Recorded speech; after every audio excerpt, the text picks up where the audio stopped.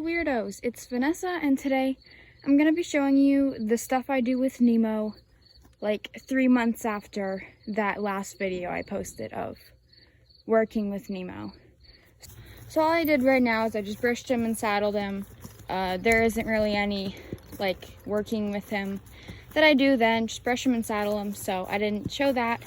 But right now I'm doing kind of what I did in the last video. Is I was working him in a circle around me, and I always still do that with him, just for part of our groundwork.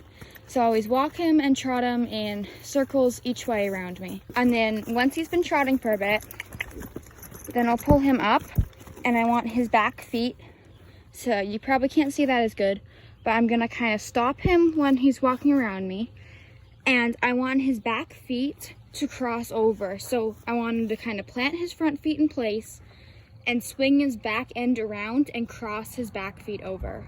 Okay, so I trotted him around again, and right there you can see where his legs cross over. I'll show you guys that again so you can see it better. And then I'll often just back him up, get him moving his feet a bit. And another thing I do is I'll take my lead rope like this, my hand facing down, I'll apply as little pressure as I can, and he'll put his head down. So it's basically just seeing how little pressure I can put on his head to make him react to it. So the reason I do groundwork on Nemo is horses, mostly colts, but all horses in general, they have two sides of their brains. They have the thinking side and the reacting side. So say he was reacting to things, he was using the reacting side of his brain, and I didn't do any groundwork. So I would have no clue that he was going to react to something, and I went to get on him. He would probably buck or jump or take off or just react to me getting on him in a negative way because he wasn't using the thinking side of his brain. He wasn't kind of thinking through it and stuff. He was reacting to it. But say he was using the reaction side of his brain and I did do groundwork. He would be reacting to me doing the groundwork, so then I would know, and it would just be safer, because then I could do more groundwork and work him through it and get him thinking again. But if I went to get on him and he reacted to it, it just puts us both in a lot more dangerous position. Like, I don't do groundwork with Tessa because she's older and I've had her for longer. I really know her, and she's pretty predictable, and she doesn't usually react to things bad. Nemo, you never know, because he's 2, he's only had a handful of rides on him. So yeah, that's why I do groundwork with him, because I just feel like it is safer for both of us. Also, just telling everybody who's confused, this did not go to this in a day. It's 3 months of a difference, and there is a lot of behind the scenes work. So don't be like thinking that you're gonna get on your colt really soon when they're just like this, because it's 3 months apart. Just telling everybody that.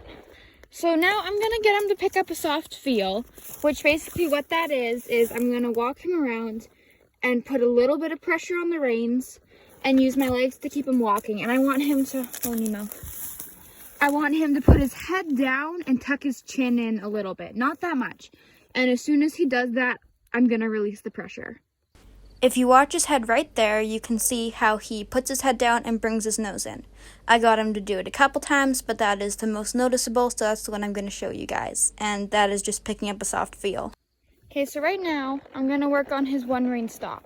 Basically where you take one rein right here, pull it back, and have him turn. No leg pressure, don't put your legs on him. And have him turn until he stops.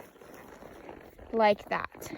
It's good for if they take off and they won't whoa normally, you can turn them and they know to stop then. So I do it with both sides and just teach them that. No leg pressure, because certain leg pressure can mean different things. So I just don't put any leg pressure on. At first, when my mom was getting me to teach Nemo how to do this, I was kind of confused. I was like, well, if he takes off, why don't I just stop him normally? That is, until he tried to take off on me recently. He spooked at something when I was just riding through the yard, and I held him back. He couldn't run. I was holding him back pretty good. but he was trotting and he still wouldn't stop. So I was like, okay, we're gonna run into something or he's gonna spook again and actually take off. So I was like trotting along trying to figure out how to stop him, and then I remembered that he can one ring stop.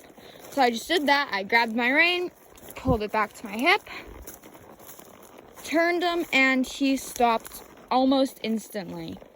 And I was like, well, I see why this is important now. So yeah, it actually does really come in handy. Another thing that Nemo struggles with is collecting himself.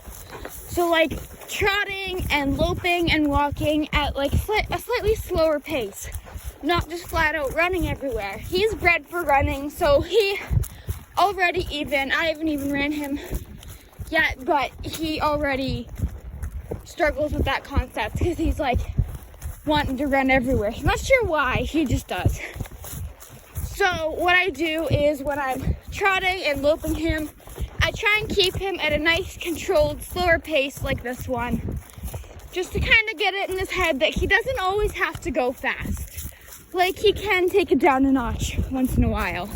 Like, his enthusiasm wanting to run, that'll be great in 3 years when I'm barrel racing him. But when he's just being trained and just young, he really doesn't need that yet. That's pretty much all the like really important things I do with him, except for I just like ride him, get him moving, get his brain working. Anyway, that was all for today. I will see you guys next time. Bye.